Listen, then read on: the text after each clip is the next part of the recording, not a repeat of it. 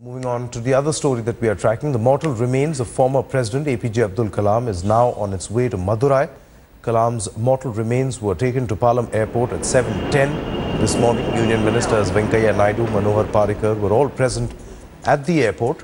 From Madurai, the body will be flown to Rameshwaram by an Indian Air Force helicopter. After arrival at Rameshwaram, his body would be taken to the ancestral house of the former president. Later, the body would be kept in an open ground for the public to pay homage. Prime Minister Narendra Modi, central ministers and chief ministers of at least 3 states are expected to attend the last rites, which is scheduled to take place Thursday morning. Helicopter Rameswaram जाएंगे। रामेश्वरम में उनका घर में रह जाएंगे, बाद में जनता का दर्शन के लिए रखेंगे और कल सुबह उनका अंत्यक्रिया होगा। प्रधानमंत्री आ रहे, इतना मालूम है, कुछ मुख्यमंत्री लोग भी आना चाहते हैं। Rameshwaram they are going for public, they are going to keep for 12:30 to up to 8. And after 8 they are going to keep here home for the entire night. The next day morning 10:30 they are going for burial. For the district administration information, Prime Minister is coming along with Dr. Kalam, Defence Minister, and Mr. Venkaiah Naidu coming, and 3 chief ministers and some of the central ministers they are coming. Things that you said is that when you asked Kalam how he would like to be remembered, whether as a president, scientist, writer, missile man, India 2020, he apparently told you he wanted to be remembered as a teacher. And really, in that sense, that last journey, tell us a little bit more about him, where he was really being a teacher once again in front of the students at IIM Shillong. Absolutely, Rajdeep.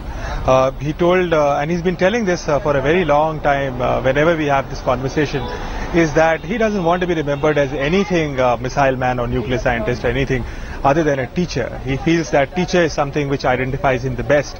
And more than that, he also said, and this is kind of very ironical and very, we had a conversation about a couple of weeks back where we were discussing about how sometimes the newer generation does not take care of the older generation, which kind of pained him a lot. And he said that, but you know what, I don't think anybody should pass away with a long drag. People should pass away, the best death possible is to stand tall and be working while one leaves the planet. And that's you know, if you see what happened to Sir, that's exactly what happened. He was standing tall on the podium, delivering a lecture and doing his favorite thing, a teacher. Presumably till the very end he wanted solutions from the students, is it? Did he have any solution himself, or he believed the students would offer him better solutions?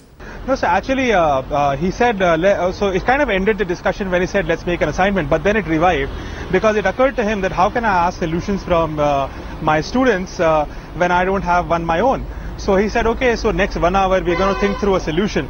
And we discussed many of those, whether we can have an independent council for a resolution of like an ombudsman for the parliament, which comprises of the Supreme Court, Chief Justice, the leader of the opposition, the leader of the House, who does an ombudsman kind of a work for the parliament, and what will be the judicial liability of that. So we were just starting to discuss it. That was something which he actually wanted to write a larger piece or larger research on. With the help of the IIM Shillong students. So probably another book would have been there. But just a final word, Shinjan. Today lots of tributes are flowing in. Many of his friends have spoken on this program to us. How would you best like to remember Dr. Saab, or Sir as you call him? Kalam sir is somebody, to me he's never going to die.